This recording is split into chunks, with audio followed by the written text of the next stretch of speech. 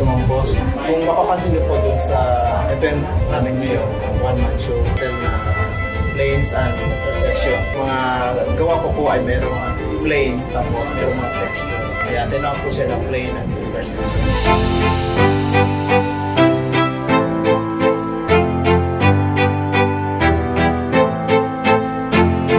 Inspirasyon ko po sa mga gawa ko ay mga inspirasyon na kung ano yung nakikita ko sa bansa natin dito sa Pilipinas.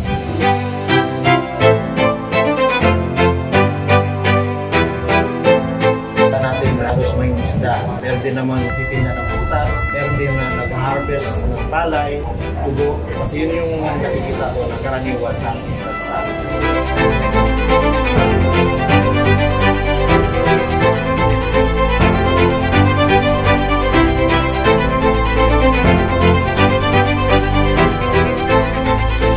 Ini-invite ko po kayo na daluhan ang aming event, one-man show, ipagsa na planes and intersection.